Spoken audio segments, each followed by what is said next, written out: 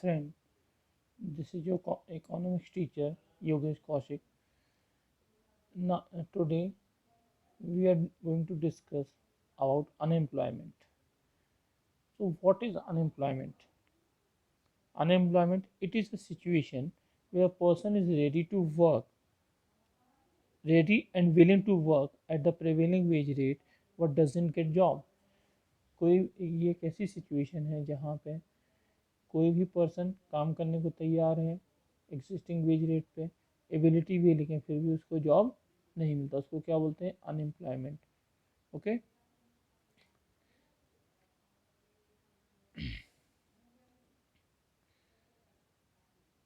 Types of a very numerous type of unemployment present in India. First is frictional unemployment. Frictional. It is defined as an unemployment that occurs because of people moving or changing occupations. जब लोग अपने occupation change करते हैं तो उसको बोलते हैं frictional unemployment. जब एक एक जॉब से लोग दूसरे जॉब में जाते हैं, ठीक है, उसको बोलते हैं structural unemployment. It defined as unemployment raising from technical change such as automation, from the changes of consumption and output due to variation in types of products people demand. For example, decline in the demand for typewriters would lead to strictly unemployment, structurally unemployed workers in the typewriter industry. जब typewriter industry को जब typewriter को change किया गया computers के साथ, तो typewriter industry में लगे लोग क्या हो गए? अनएम्प्लॉयमेंट, क्योंकि स्ट्रक्चर चेंज हो गया। ठीक है। उसके बाद cyclical unemployment. It is defined as a workers losing their job due to business cycle fluctuations in output, i.e. normal output and down movement in the economy as it cycles through boom and recession over time. जब boom या जब recession होता है सब किसी भी economy में, जब उन लोगों की जॉब चली, उसको बोलते हैं साइक्लिकल अनएम्प्लॉयमेंट। उसका open unemployment refers to that situation when the worker is willing to work and has the necessary ability to work, yet he does not get work and remains unemployed for full time. ठीक है, इसको बोलते हैं open unemployment. जब कोई worker काम करने को तैयार भी है, एबिलिटी भी है, लेकिन फिर भी पूरे समय उसको जॉब नहीं मिलता, उसको बोलते हैं ओपन अनएम्प्लॉयमेंट। सीजनल अनएम्प्लॉयमेंट, जैसे पर्टिकुलर किसी इंडस्ट्री में कोई काम कर रहा है या कोई सीजनल वर्क है, जैसे वुलन इंडस्ट्री, वो सर्दियों में तो काम करती है लेकिन गर्मियों में वहाँ के लोग अनएम्प्लॉयड हो जाते हैं। ठीक है। जैसे it refers to situation where the number of persons that are not able to find the job in a particular season, किसी पर्टिकुलर सीजन में जब किसी को जॉब नहीं मिलता, वो उसको बोलते हैं सीजनल अनएम्प्लॉयमेंट। उसके बाद disgust unemployment is a kind of unemployment in which some people look like being employed but are actually not employed fully. इस ये ऐसा एम्प्लॉयमेंट अनएम्प्लॉयमेंट है जिसमें लगता तो है कुछ लोग एम्प्लॉयड हैं लेकिन वो एक्चुअली एम्प्लॉयड नहीं होते। जैसे एग्रीकल्चरल वर्कर, जब फैमिली फार्म में कोई काम करता है, तो जैसे जहाँ पे दो लोग अच्छे से काम करते हैं तो वहाँ पूरी फैमिली काम करती है, तो उतनी जितनी उनको इनकम होनी चाहिए उतनी इनकम नहीं होती, तो उसको हम फ्रिक्शनल, उसका हम बोलते हैं फ्रिक्शन डिसगस्ट अनएम्प्लॉयमेंट। जिसमें जीरो मार्जिनल प्रोडक्टिविटी होती है। उसके बाद technological unemployment, the somewhat structural unemployment में take place in an economy as a result of technological improvement. Such unemployment may be described as technological unemployment. जब technology change होती है, technique change होती है, कोई कुछ वर्कर्स पर काम नहीं कर पाते, उनका जॉब चला जाता है। जैसे जब कंप्यूटर आया तो कंप्यूटर की वजह से कई लोगों की जॉब चले गई, वो कंप्यूटर सीख नहीं पाए और ना ही नई टेक्नोलॉजी को अडॉप्ट कर पाए। अब आते हैं causes of unemployment. Causes of what are the causes of unemployment? तो उसमें सबसे जो इम्पोर्टेंट है वो है पॉपुलेशन एक्सप्लोजन। क्योंकि भारत की पॉपुलेशन बहुत तेज़ी से बढ़ रही है। जो वर्ल्ड का पॉपुलेशन ग्रोथ रेट है 1.64%, जबकि इंडिया 1.94% पर एनम के ग्रोथ रेट के साथ बढ़ रहा है, और जिसकी वजह से हमारे रिसोर्सेज कम हैं, इतने जॉब जनरेट नहीं हो पा रहे हैं जितने होने चाहिए। उसके बाद सेकेंड है under developed agriculture, because our agriculture is under developed, क्योंकि उतना प्रोडक्शन नहीं कर पा रहा जितनी उसकी कैपेसिटी है।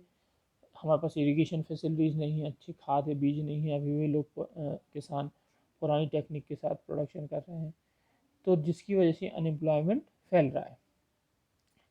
उसके बाद आता है डिफेक्टिव एजुकेशनल सिस्टम। जो हमारा एजुकेशनल सिस्टम वो डिफेक्टिव है, क्योंकि एजुकेशनल सिस्टम केवल केवल बुकिश नॉलेज देता है, किताब का नॉलेज देता है, जबकि अगर हम उनको ट्रेनिंग दें, जैसे वोकेशनल ट्रेनिंग के थ्रू हम फ्यूचर के लिए तैयार कर सकते हैं। मान लो किसी को जॉब नहीं मिले तो सेल्फ एम्प्लॉयड भी हो सकता है, लेकिन हम वोकेशनल ट्रेनिंग देने की जगह हम क्या करते हैं, केवल वोकेश नॉलेज देते हैं, जो कि अच्छा नहीं है किसी भी इकोनॉमी के लिए, क्योंकि इकोनॉमी में अगर हमें फ्यूचर के लिए लोगों को तैयार करना है तो हमें वोकेशनल ट्रेनिंग उनको देनी पड़ेगी। ठीक है। Decline in cottage and small scale industry. Cottage और स्मॉल स्केल इंडस्ट्री बहुत कम है इंडिया में। कॉटेज और स्मॉल स्केल इंडस्ट्री में बेसिकली ये अनस्किल्ड लोगों को जॉब देते थे, जिससे जॉब और काफ़ी ज़्यादा जॉब क्रिएशन करते थे, लेकिन ये उतना ज़्यादा डेवलप नहीं है जितना होना चाहिए था। इसकी वजह से आज हमारे देश में अनएम्प्लॉयमेंट है।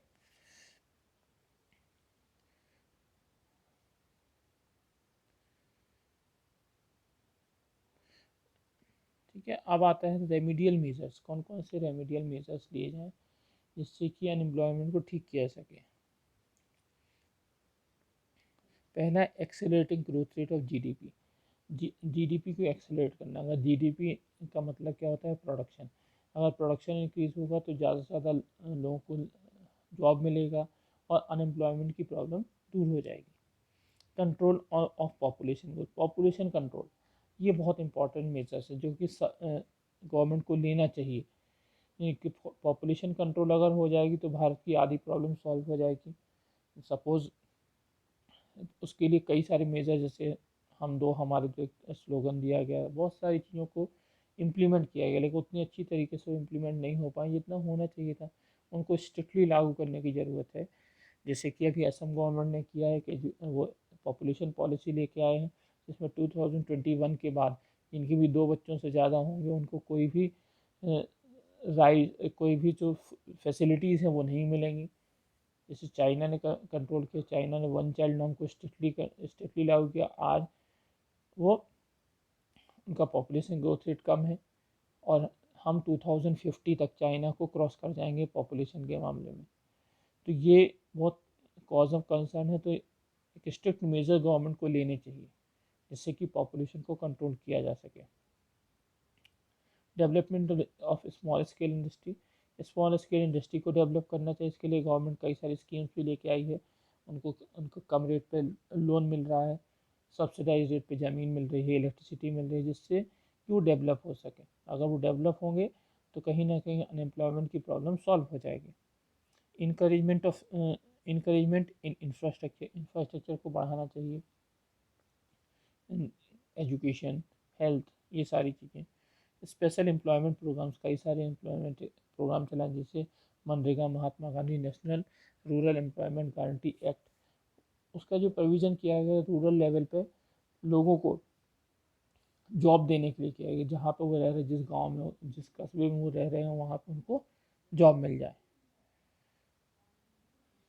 और रैपिड इंडस्ट्रियलाइजेशन करना चाहिए, कि जिससे कि इंडस्ट्रीज़ अगर बढ़ेंगी तो प्रोडक्ट जीडीपी भी बढ़ेगा, और जीडीपी बढ़ने के साथ साथ लोगों को जॉब भी मिलेगी, नई ऑर्गेनाइजेशन सेटअप होंगी, नई इंडस्ट्री सेटअप होंगी। उनके लिए जो वर्क फोर्स की ज़रूरत पड़ेगी वो वर्क फोर्स काफ़ी हद तक पॉपुलेशन जो प्रॉब्लम है, जो अनएम्प्लॉयमेंट की प्रॉब्लम है, उसको दूर कर देगी। तो आज के लिए इतना ही। कमेंट बॉक्स में लिख के बताएं वीडियो आपको कैसा लगा। तब तक के लिए घर में रहें, सुरक्षित रहें।